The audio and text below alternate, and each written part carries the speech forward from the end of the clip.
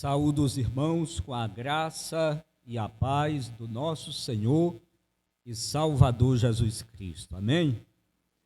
Louvado seja Deus. Abra a sua Bíblia na primeira carta aos Coríntios. Primeira carta aos Coríntios, capítulo 11. E nós vamos ler do versículo 17 ao 34. Primeira aos Coríntios, capítulo 11, versículos 17 ao 34. Diz assim a palavra de Deus: mas nisto que agora prescrevo, não posso elogiá-los, porque vocês se reúnem não para o bem ou para o melhor, mas para o pior.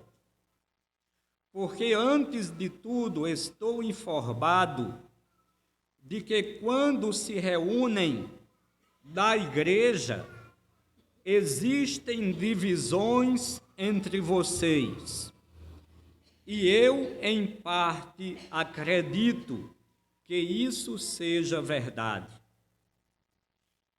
E é até necessário que haja partidos entre vocês, para que também os aprovados se tornem conhecidos entre vocês. Quando, pois, se reúnem no mesmo lugar, não é a ceia do Senhor que vocês comem, porque quando comem, cada um toma antecipadamente a sua própria ceia, e enquanto um fica com fome, outro se embriaga.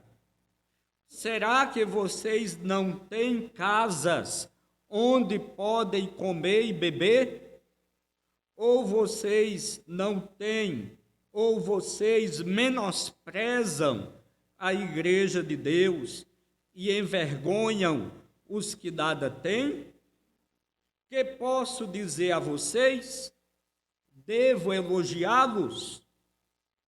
Nisto certamente não posso elogiá-los, porque eu recebi do Senhor o que também lhes entreguei, que o Senhor Jesus, na noite em que foi traído, tomou um pão e, tendo dado graças, o partiu e disse: isto é o meu corpo, que é dado por vós. Façam isto em memória de mim. Do mesmo modo, depois da ceia, pegou o cálice, dizendo: este cálice é a nova aliança do meu sangue.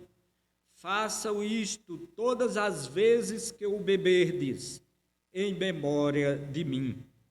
Porque todas as vezes que comerem este pão e beberem o cálice, vocês anunciam a morte do Senhor até que ele venha.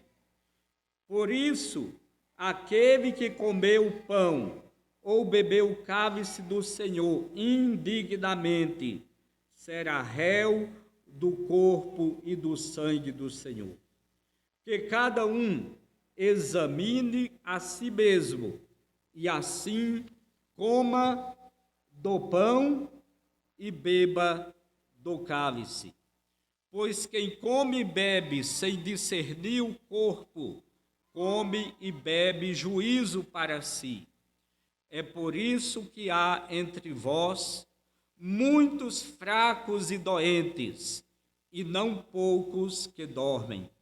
Porque se julgássemos a nós mesmos, não seríamos julgados, mas quando julgados, somos disciplinados pelo Senhor, para não sermos condenados com o mundo. Assim, meus irmãos, quando vocês se reúnem para comer, esperem uns pelos outros. Se alguém tem fome, que coma em casa, a fim de que vocês não se reúnam para juízo. Quanto às demais coisas, eu os ordenarei quando for aí. Meus amados irmãos,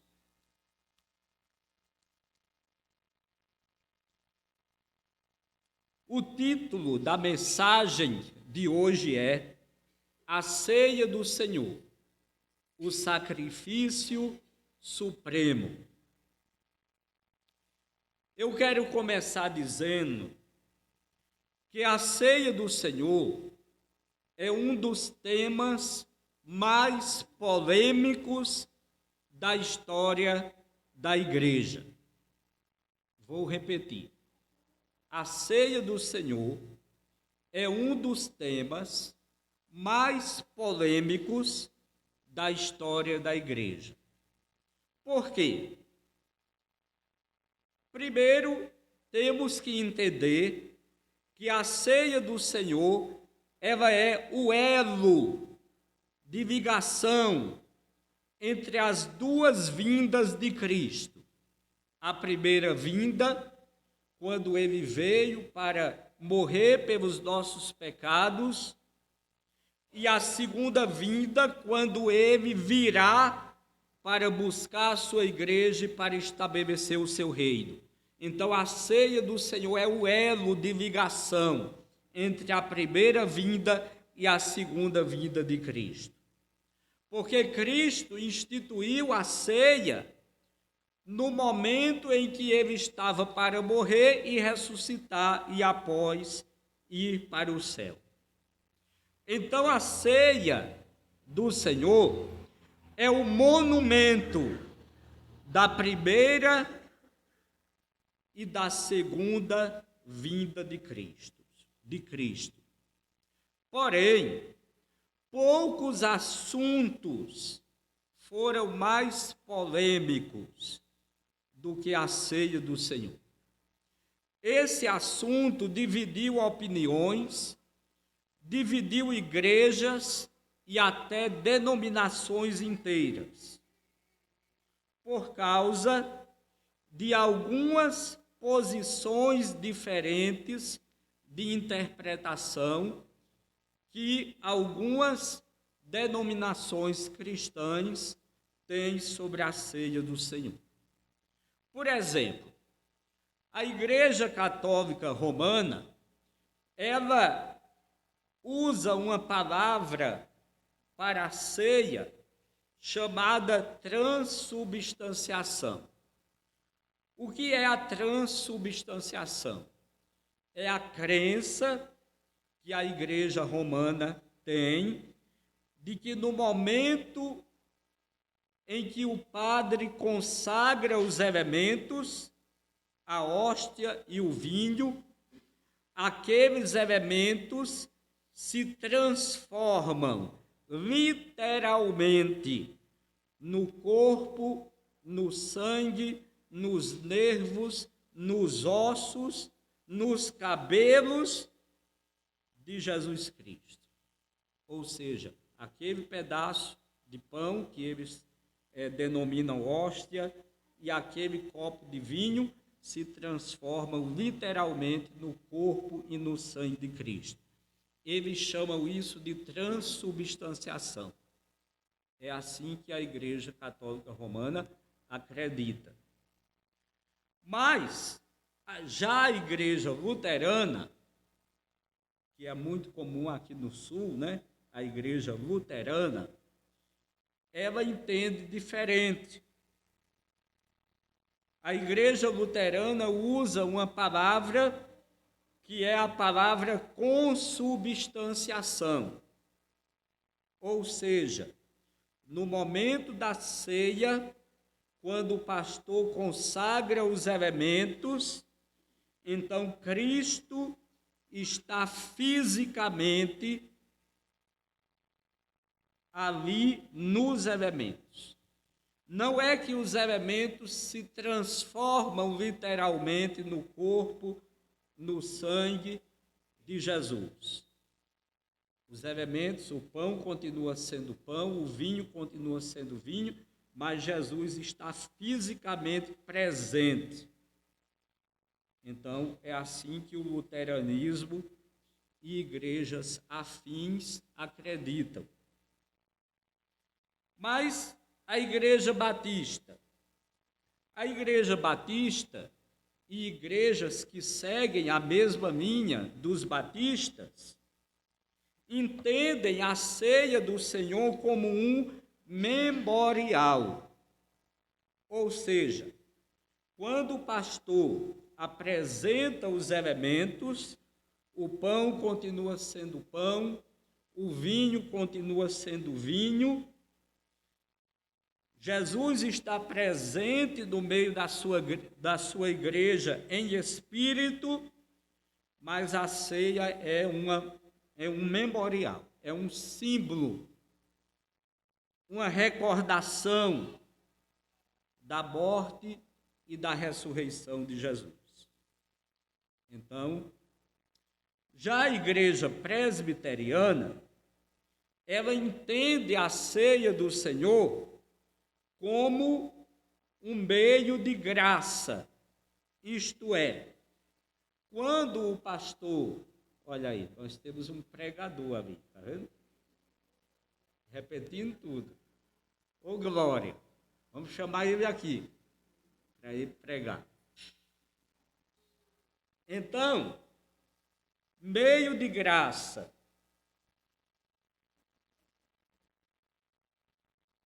Ou seja, quando o pastor apresenta os elementos, o pão continua sendo pão, o vinho continua sendo vinho, mas os elementos são envolvidos em um poder espiritual e servem para a edificação espiritual daquele que está comungando.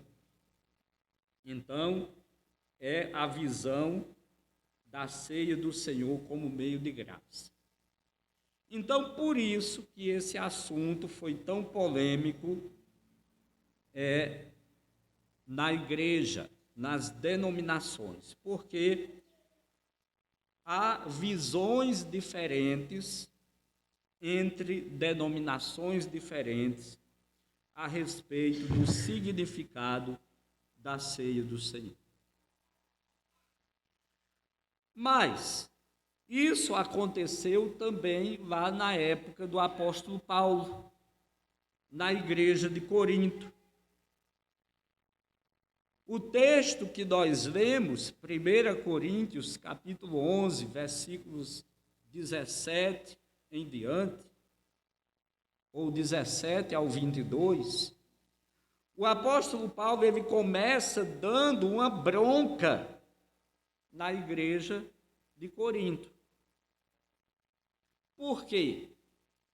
Porque naquela época havia um costume ali da igreja de Corinto, que antes da celebração da ceia do Senhor, os irmãos da igreja se reuniam para comerem juntos, para celebrarem uma refeição juntos. E eles chamavam essa refeição de festa ágape, ou festa do amor. Mas por que é que o apóstolo Paulo está dando uma bronca neles, se isso tecnicamente é uma coisa boa? A igreja se reunir para comer junto, para compartilhar uma refeição, é uma coisa boa.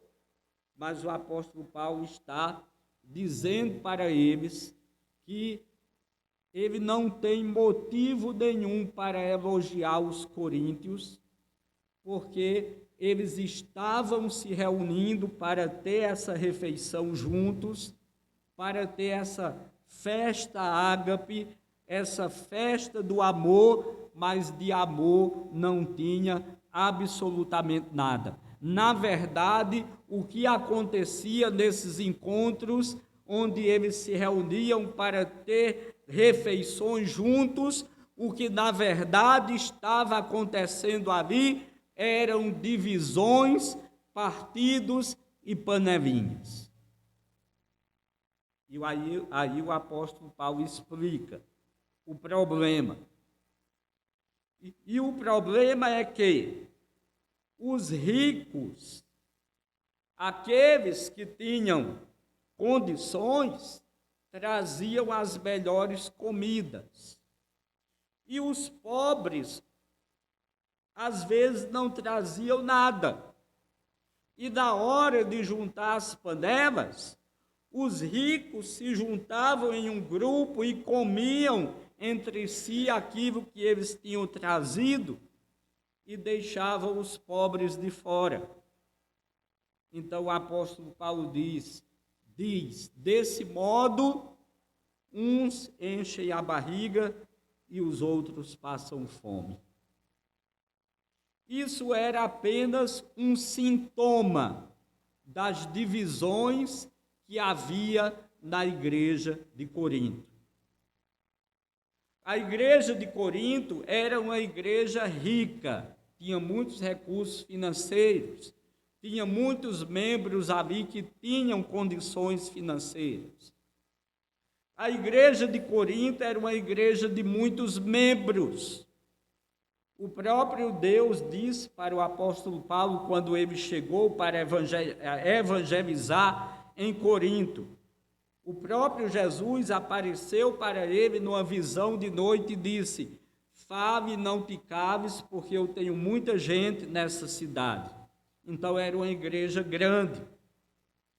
A igreja de Corinto era uma igreja onde tinha muitos dons. O apóstolo Paulo vai falar sobre os dons que havia naquela igreja. Porém, era uma igreja dividida. Dividida em partidos. Dividida por questão de social. Era dividida. Era uma igreja onde pessoas diziam: eu sou crente em Paulo, porque eu fui convertido através de Paulo. Outros diziam: eu sou crente de Apolo, porque eu fui convertido através de Apolo. Outros diziam: eu sou crente de Pedro, porque Pedro foi o principal dos apóstolos. E outros diziam: eu sou crente em Jesus. Mas cada um dizia isso não com espiritualidade, mas dizia isso como uma forma de partidarismo, de divisão na igreja.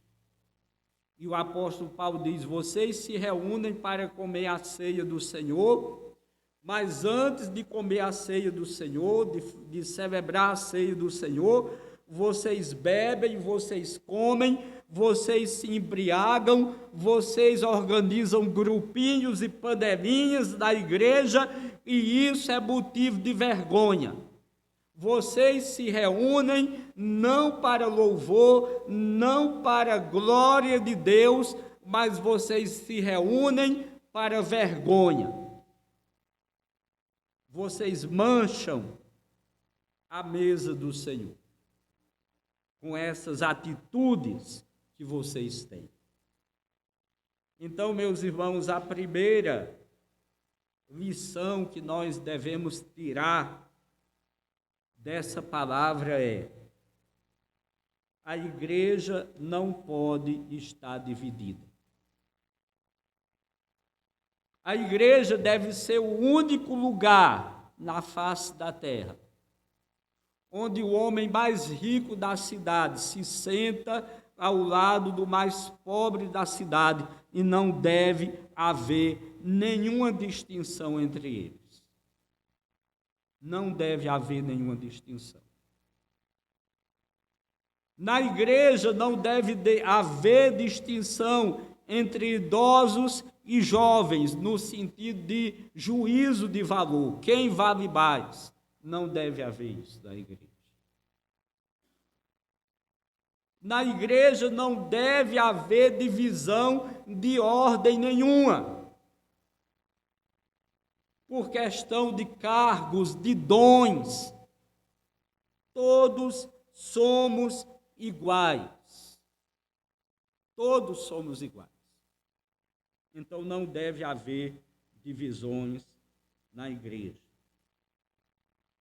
Lá na igreja de Corinto havia isso. Eles faziam acepção de pessoas, havia partidos e grupos entre eles, havia divisões entre eles. Eles se reuniam, como disse o apóstolo Paulo, para pior, pois pervertiam o significado da ceia do Senhor.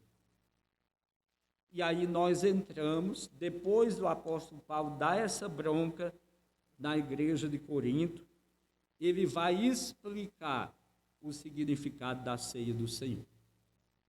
E ele vai dizer assim: olha, o que eu vou ensinar para vocês a respeito da ceia do Senhor, eu recebi do próprio Jesus.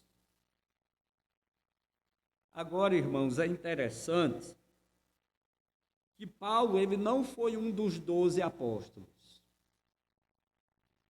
Quando Jesus escolheu os 12, Paulo não estava entre eles. Mas Paulo, ele viu a Jesus ressuscitado no caminho de Damasco, está lá em Atos, capítulo 9, capítulo 22 e capítulo 26, onde o apóstolo Paulo conta repetidamente o seu testemunho, e ele diz: eu vi Jesus ressuscitado, ele falou comigo. E lá em Gálatas, capítulo 1, o apóstolo Paulo fala que depois da conversão dele, ele passou 3 anos e meio em um lugar deserto, no deserto da Arábia, e ali ele teve várias revelações, vários encontros, várias visões de Jesus, onde Jesus veio conversar com ele. Então Paulo diz: eu vou explicar para vocês agora qual é o significado da ceia do Senhor. E essa explicação que eu vou dar para vocês a respeito do significado da ceia do Senhor, eu recebi do próprio Senhor Jesus. Então, em primeiro lugar, ele diz que nós devemos valorizar a ceia do Senhor. Que a ceia do Senhor não é uma simples refeição onde a igreja deveria se juntar para comer todo mundo junto, embora isso seja bom, desde que não haja as divisões que estavam acontecendo ali, a igreja se juntar para fazer refeições junto, os irmãos, cada um trazer um prato, ou fazer uma comida aqui na igreja, e ter um almoço, e ter um jantar, isso é uma coisa muito boa, desde que não haja o problema que estava acontecendo na igreja de Corinto. Mas isso não é a ceia do Senhor. Então ele deixa bem claro que a ceia do Senhor é uma celebração especial e que deve ser valorizada. Ela deve ser valorizada porque ela é uma ordem de Jesus. O apóstolo Paulo diz: na noite em que Jesus ia ser traído, reunido com os seus apóstolos, ele tomou o pão e disse: este pão é o meu corpo. Ou seja, simboliza o meu corpo. O meu corpo que será rasgado na cruz. O meu corpo que será castigado, que será moído, que será torturado. Este pão representa o meu corpo. E logo em seguida ele toma o cálice e diz: este cálice, o vinho que aqui está, é o meu sangue, ou representa o meu sangue. O meu sangue que será derramado para o perdão dos pecados, para a remissão dos pecados.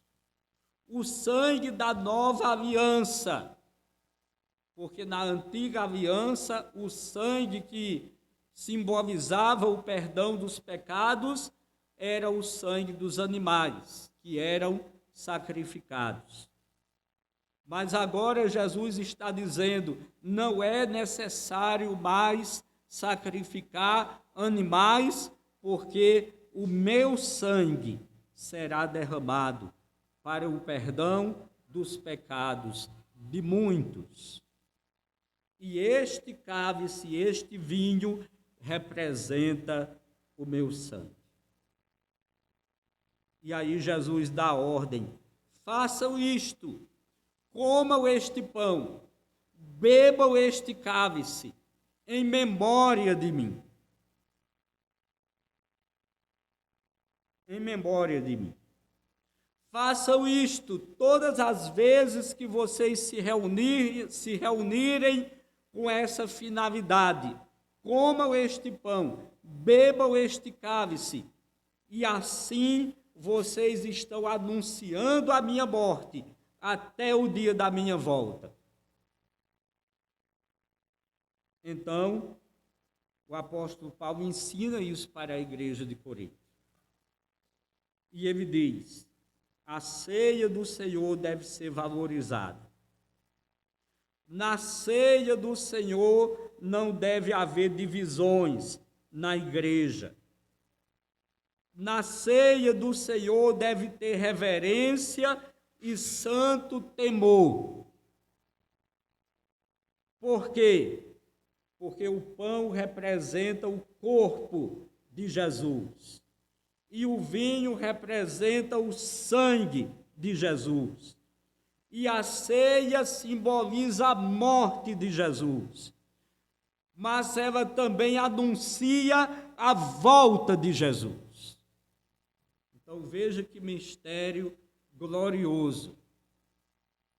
O ato da ceia do Senhor é um memorial. É um memorial onde o pão representa o corpo, o vinho representa o sangue, a ceia anuncia a morte e a ressurreição, e ao mesmo tempo a promessa da volta do Senhor. Então é um momento solene, é um momento reverente. E o apóstolo Paulo ainda diz que nesse momento da ceia do Senhor, cada pessoa que for participar tem que ter uma atitude. A atitude de examinar a si mesmo. Examinar a si mesmo significa examinar a sua vida. Examinar se você é um crente. Examinar se você tem dado fruto como crente. Examinar os seus pecados e confessá-los, e está disposto a abandoná-los.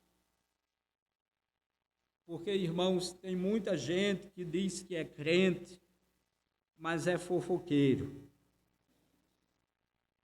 E toma a ceia do Senhor tranquilamente e não reconhece o seu pecado de fazer fofoca, de fazer intrigas, de falar mal dos outros. 1 Timóteo, capítulo 3, versículo 11. Diz assim: do mesmo modo, quanto às mulheres, é necessário que elas sejam respeitáveis, não maldizentes ou fofoqueiras, moderadas e fiéis em tudo.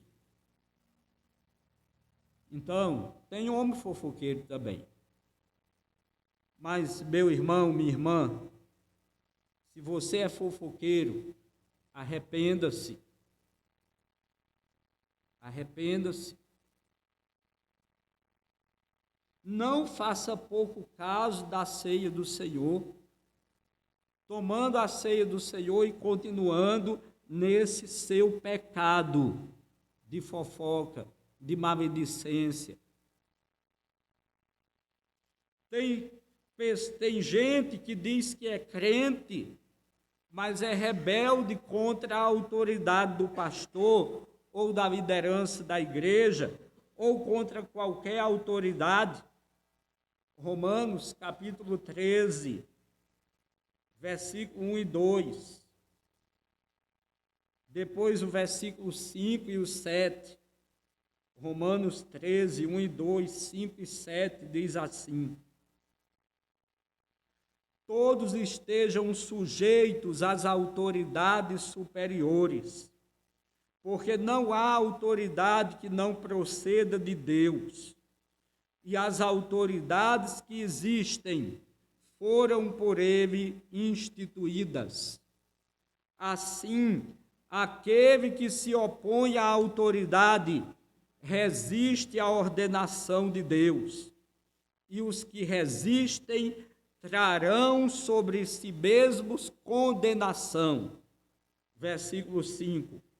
Portanto, é necessário que vocês se sujeitem à autoridade, não somente por causa do temor da punição, mas também por dever de consciência. Versículo 7. Lembrem-se dos seus líderes, os quais pregaram a palavra de Deus a vocês.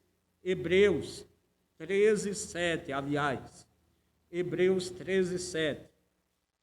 Lembrem-se dos seus líderes, os quais pregaram a palavra de Deus a vocês, considerando atentamente o fim da vida deles, imitem a fé que tiveram.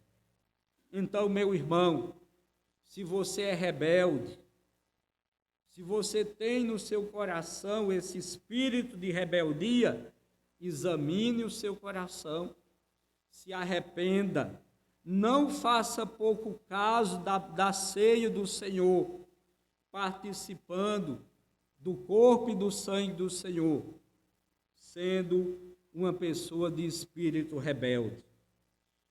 Tem gente que se diz crente, mas é amante, amigo do mundo.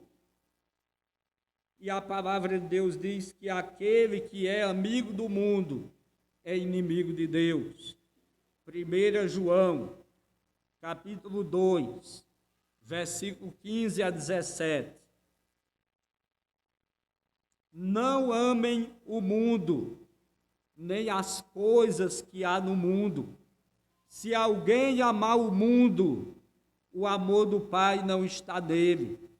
Porque tudo o que há no mundo, os desejos da carne, os desejos dos olhos e a soberba da vida, não procedem do Pai, mas procede do mundo.